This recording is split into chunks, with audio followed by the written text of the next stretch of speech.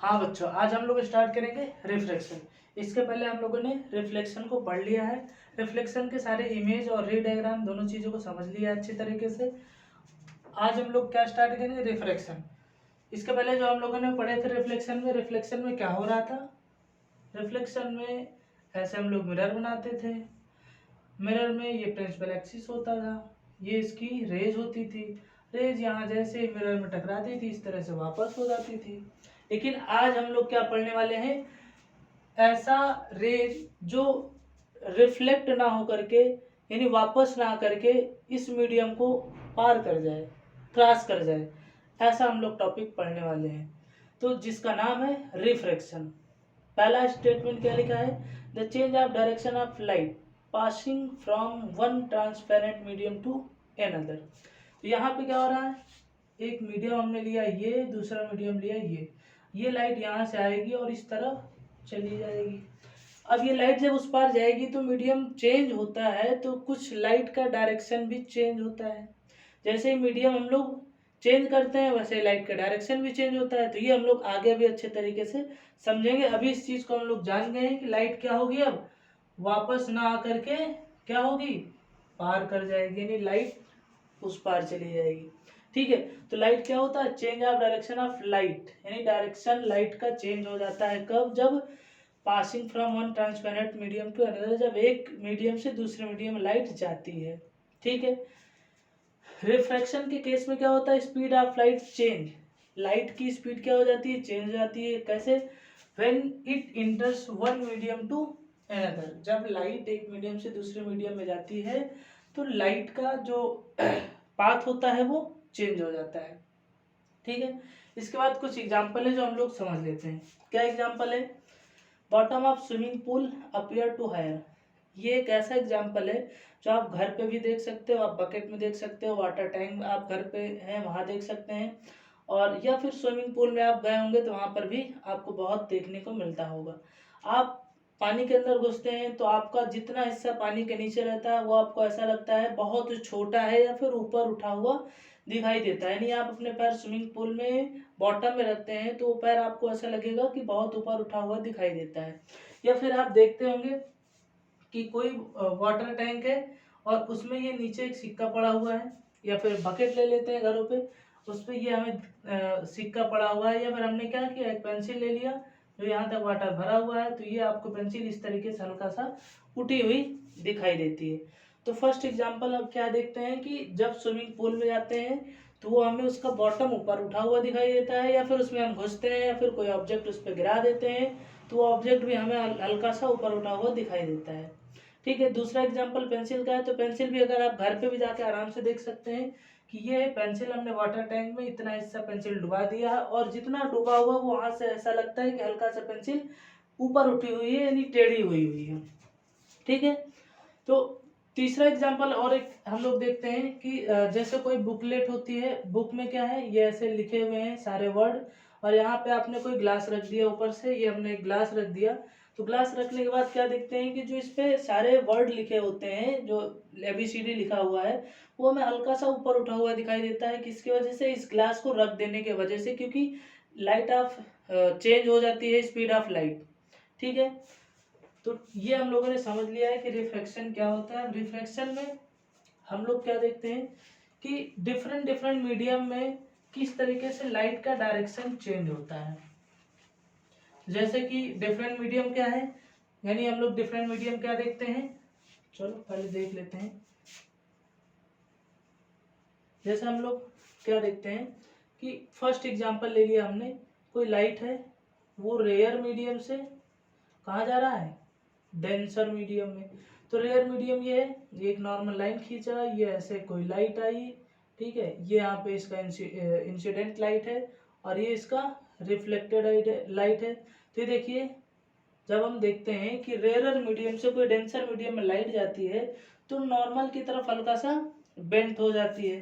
तो ये क्या हो जाता है, बेंट टू द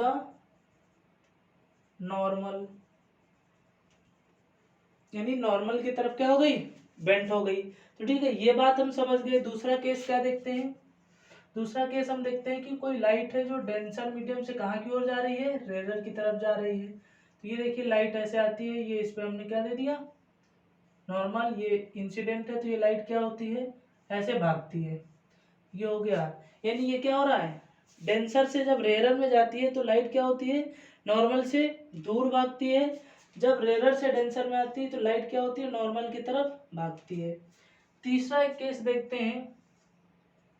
अच्छा और भी है क्या, आप लोग सोच रहे हैं तीसरा कौन सा केस आ गया, हमने दो ही पढ़ा था भैया, ये है तीसरा। आइए देखते हैं क्या है तीसरा केस। हम लोग देखते हैं, एक मीडियम ये है, एयर हो गया, और हमने ले लिया इधर ग्लास, ग्लास या वाटर जो भी है।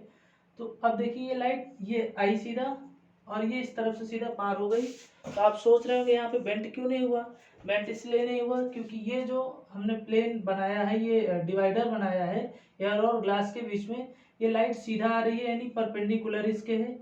अब यहाँ पे अगर हम नॉर्मल लाइन भी खींचेंगे तो इसी के परपेंडिकुलर है, तो परपेंडिकुलर होने की वजह से लाइट क्या होती है, पाथ अपना चेंज नहीं कर पाती है। ठीक है, फोर्थ केस में देखते हैं। अच्छा फोर्थ केस भी है, हाँ फोर्थ केस भी है, चलो देखते हैं क्या है फोर्थ केस। फोर्थ केस में ये मिलता है कि जैसे हमने एक मीडियम ये लिया और दूसरा मीडियम ये ले लिया है, तो इन दोनों में क्या देखने को मिलता है कि दोनों ही मीडियम क्या है, दोनों ही मीडियम बराबर है। तब इस स्थिति में लाइट का डायरेक्शन नहीं चेंज होता है। क्यों, क्योंकि दोनों का ही क्या है, मीडियम दोनों सेम है, यानी दोनों का रिफ्रैक्टिव इंडेक्स क्या है, बराबर है। इसकी वजह से ये लाइट का पाथ चेंज नहीं हो पाता है। ठीक है, इसके बाद हम लोग पढ़ते हैं रिफ्लेक्शन थ्रू ग्लास स्लैब। इसके बाद हम लोग समझ लेते हैं रिफ्लेक्शन थ्रू ग्लास स्लैब, समझ लेते हैं। चलिए, रिफ्लेक्शन थ्रू ग्लास स्लैब कैसे होगा, यानी एक ग्लास का स्लैब होगा, उस पर लाइट पास होगी, फिर लाइट थोड़ा सा नॉर्मल की तरफ झुकेगी, फिर बाहर निकलेगी जब ग्लास से, तो फिर नॉर्मल से दूर भागेगी। चलिए आइए फोटो के माध्यम से समझ लेते हैं। चलिए फोटो बनाते हैं। रिफ्रैक्शन थ्रू ग्लास स्लैब, ये है, ये देखिए, ये हमने एक ग्लास स्लैब ले लिया, और ये यहाँ से एक लाइट आती है, ये हमने नॉर्मल लाइन दे दिया, ये देखिए हल्का सा झुक गई। ठीक है, ये इंसिडेंट हो गया, ये इसका रिफ्रैक्शन, रिफ्रैक्टेड रे। अब देखिए जैसे यहाँ पे आती है, तो ये हमने दे दिया, जैसे यहाँ पे आती है क्या करती है, ये नॉर्मल से दूर भागती है। यहाँ पे नॉर्मल की तरफ आई थी, यहाँ नॉर्मल से दूर भाग रही है। अब देखिए इस लाइट को देखिए, इसको आना कहाँ था, यहाँ आना था सीधा, आती अगर ऐसे तो इसको सीधा यहाँ आना था।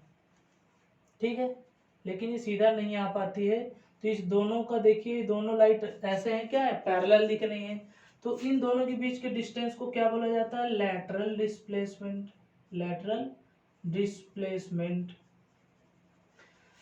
तो लैटरल डिस्प्लेसमेंट कुछ बातों पर डिपेंड करता है, वो कौन सी बातें हैं, लैटरल डिस्प्लेसमेंट किन बातों पर डिपेंड करता है, आइए देखते हैं। डिस्प्लेसमेंट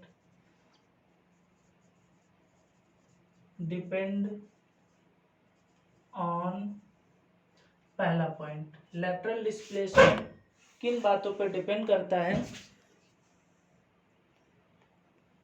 तो लैटरल डिस्प्लेसमेंट हमारा दो बातें हैं, एक तो रिफ्रैक्टिव इंडेक्स ऑफ ग्लास, पहला क्या है, रिफ्रैक्टिव इंडेक्स ऑफ ग्लास, यानी पहला इस बात पर डिपेंड करता है कि यदि ग्लास का रिफ्रैक्टिव इंडेक्स हम बढ़ा देते हैं तो लैटरल डिस्प्लेसमेंट भी बढ़ जाता है। पहला बात समझ में आया। यदि रिफ्रैक्टिव इंडेक्स ऑफ ग्लास, यानी ग्लास का हमने क्या कर दिया, रिफ्रैक्टिव इंडेक्स बढ़ा दिया, तो लैटरल डिस्प्लेसमेंट भी बढ़ जाएगा। दूसरा केस हम लोग क्या देखते हैं, दूसरा केस हम लोग देखते हैं कि thickness of glass slab, thickness of glass slab, यानी यहाँ पे हम लोग क्या करें, थिकनेस अगर हम बढ़ा दें ग्लास स्लैब की तो हमारा लैटरल डिस्प्लेसमेंट भी बढ़ जाएगा। ठीक है, ये दोनों बातें हम लोगों ने समझ लिया है रिफ्रैक्शन थ्रू ग्लास स्लैब के माध्यम से। ठीक है, ये हमारा एयर था, ये ग्लास था, और इधर फिर एयर था। ठीक है, यानी जो हमने देखा लेटरल डिस्प्लेसमेंट, उसमें रिफ्रैक्टिव इंडेक्स ऑफ ग्लास क्या हो रहा है, डिपेंड कर रहा है लेटरल डिस्प्लेसमेंट पे। यानी लेटरल डिस्प्लेसमेंट तब बढ़ेगा जब रिफ्रैक्टिव इंडेक्स बढ़ा देंगे, लेटरल डिस्प्लेसमेंट तब बढ़ेगा जब थिकनेस हम ग्लास की बढ़ा देंगे। ठीक है, इन दो बातों पर डिपेंड करता है। इसके बाद हम लोग आगे पढ़ते हैं।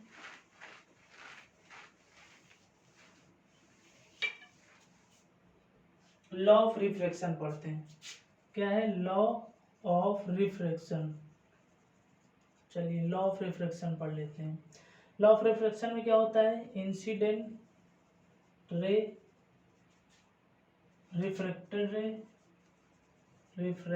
रे, नॉर्मल एट द पॉइंट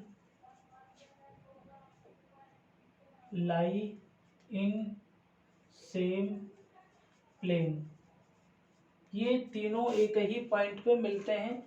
जैसे कि ये देखिए, ये हम लोग करते थे, इधर एयर लेते हैं और इधर ले लिया हमने ग्लास ले लिया है, तो कोई भी लाइट ऐसे आती है, ये नॉर्मल होती है और ये बेंट हो जाती है इस तरफ, है ना। और ये तीनों एक ही पॉइंट पे क्या हो रहे हैं, मिल रहे हैं। ये हमारा क्या होता है, लेटरल डिस्प्लेसमेंट होता है।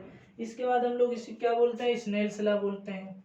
स्नेल्स लॉ, स्नेल्स लॉ क्या है, अब देखिए हमने देखा क्या, ये हमारा क्या है, मीडियम 1 है, ये क्या है, मीडियम 2 है।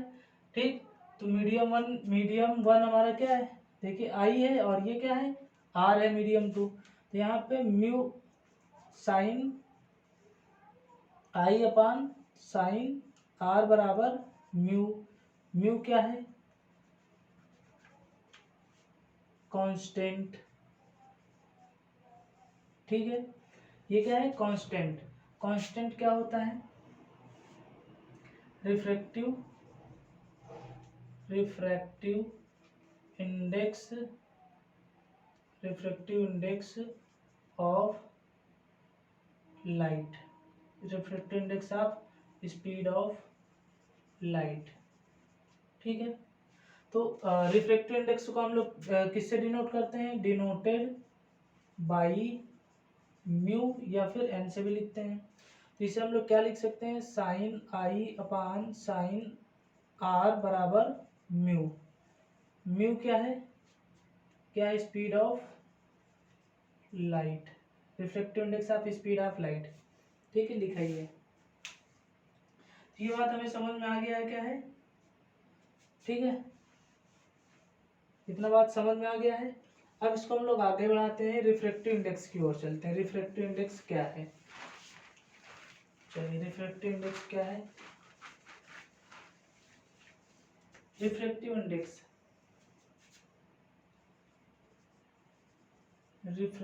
इंडेक्स ये म्यू से डिनोट करते हैं, या फिर एन भी आपको देखने को मिल जाएगा। तो रिफ्रैक्टिव इंडेक्स क्या है, रेशियो ऑफ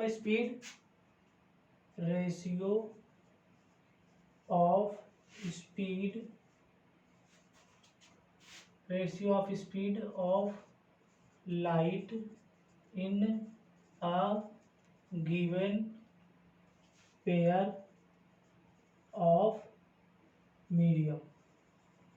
यानी ये जो हम देखते हैं मीडियम 1 और मीडियम 2 है, यही क्या है, पेयर, और इन्हीं दोनों के बीच के रेशियो को क्या बोला जाता है, refractive speed of light in given pair of medium. यानी इन्हीं दोनों के बीच के रेशियो को हम लोग निकालते हैं, तो क्या निकल के आता है, म्यू बराबर velocity of light in medium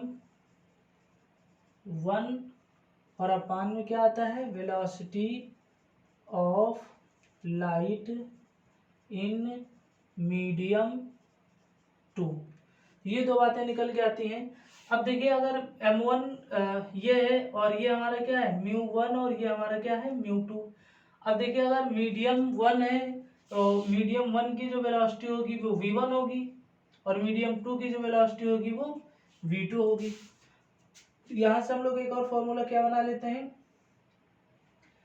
इस फॉर्मूले को हम लोग देखते हैं, म्यू बराबर क्या होता है, c अपान v होता है। ये फॉर्मूला जिसमें ये होता है स्पीड ऑफ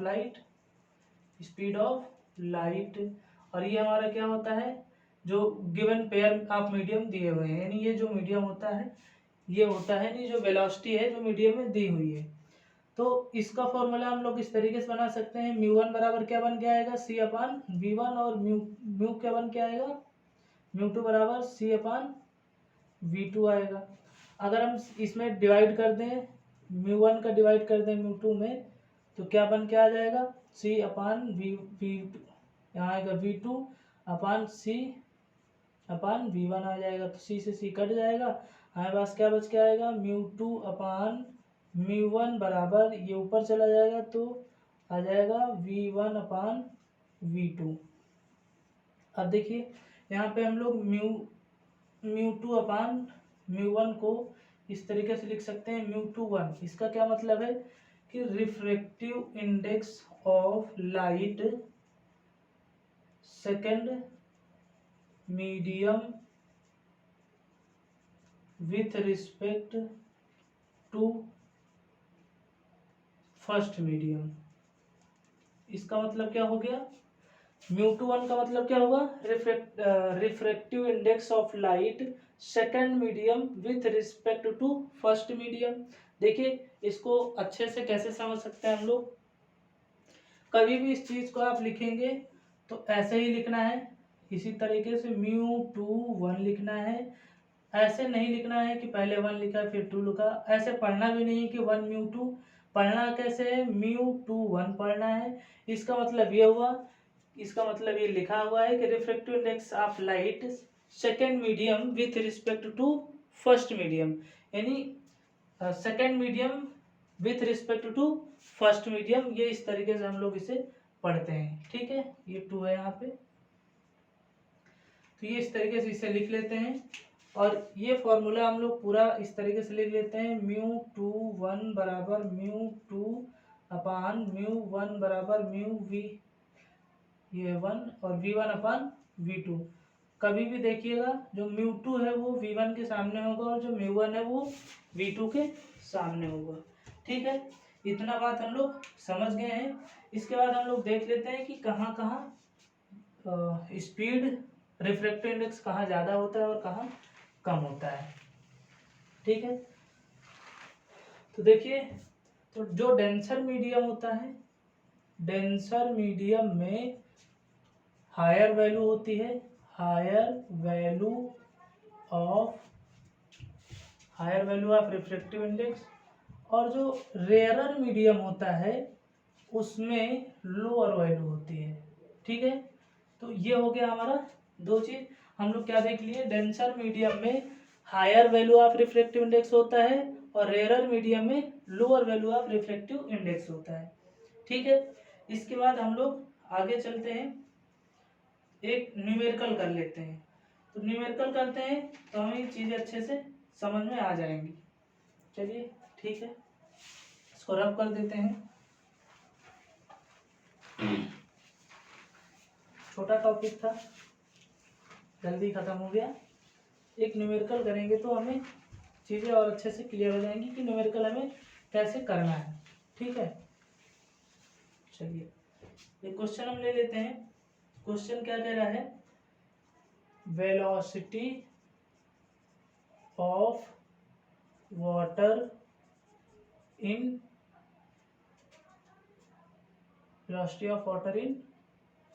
क्या दिया है, वेलोसिटी ऑफ लाइट है, velocity of light in water कितना है, 2.25 इंटू 10⁸ मीटर पर सेकेंड है, और इसी में दिया है velocity of light in glass, कितना दिया है, 2 इंटू 10⁸ मीटर पर सेकेंड दिया हुआ है, और आपसे पूछ रहा है, कह रहा हमें बताओ रिफ्रैक्टिव इंडेक्स ऑफ वाटर, फिर कह रहा है बताओ रिफ्रैक्टिव इंडेक्स ऑफ ग्लास, फिर कह रहा है बताओ refractive index of glass with respect to water. इसे हम लोग क्या पढ़ेंगे, refractive index of glass with respect to water. ठीक है, चलो एक एक करके समझ लेते हैं। पहला हम लोग देखते हैं, पहला नंबर सोल्यूशन। ठीक है, पहला हम लोगों ने देखा ये है।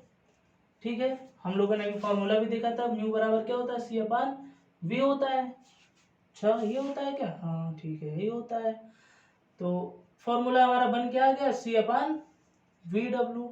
सभी का वैल्यू रख देते हैं, इसका वैल्यू सबको पता है, आप तो अच्छे बच्चे जानते हैं, 10⁸ मीटर पर सेकेंड होता है।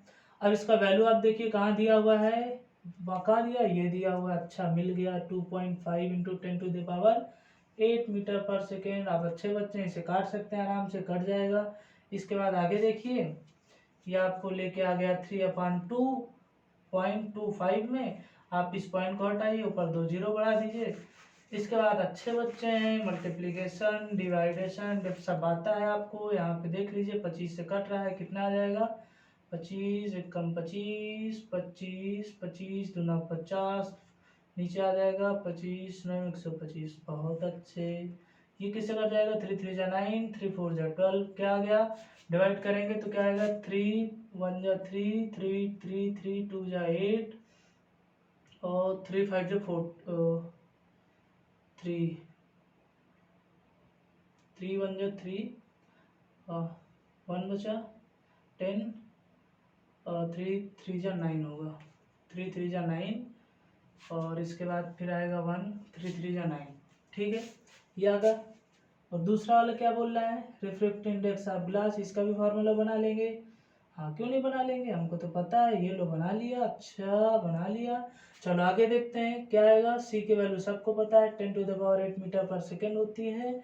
अपान में ग्लास का कितना दिया है, 2 इंटू 10⁸ मीटर पर सेकेंड। बहुत अच्छे, काट दिया, हाँ काट दिया। चलो 3/2 आ गया, इसका वैल्यू कितना आएगा, 2 1 जा 2, 2 1 जा 2.5।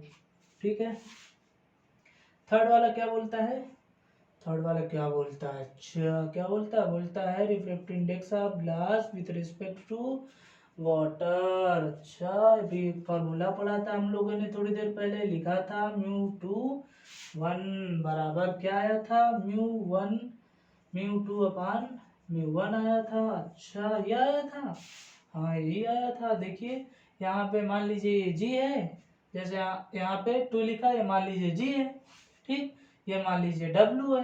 तो यहाँ पे जो फॉर्मूला बन के आना चाहिए, क्या आना चाहिए, μ2 की जगह क्या है, 2 की जगह जी रख दिया, μ1 की जगह वाटर है, वाटर रख दिया। Good, very good, wow. चलिए आगे देखते हैं, म्यू जी बराबर क्या है, म्यू जी कहाँ आया, जी जी जी ये है 3/2। वाटर किधर है, इधर है, कितना आया 4/3। अब देखिए ऊपर जाएगा, क्या हो जाएगा, 3 इंटू 3/4, 2 जा 8 चाहिए आएगा, 9/8 आएगा। इसको डिवाइड कर दीजिए, क्या आएगा, 8 1 जा 8, 8 1 जा 8, पॉइंट लगाया, जीरो बढ़ाया, 1 कितना आया, फिर आया 1, 8.1, फिर आया 20, 8 2 जा 16, 4 4 बचा 40, 8 5 जा 40। वेरी गुड, तो आ गया, बहुत आसान था, हमने कर दिखाया। अच्छा कर लिया। चलो फिर यहीं से टॉपिक समाप्त भी होता है। रिफ्लेक्शन को हम लोगों ने समझ लिया है, इसके आगे अब स्टार्ट करना हम लोगों को स्फेरिकल लेंस।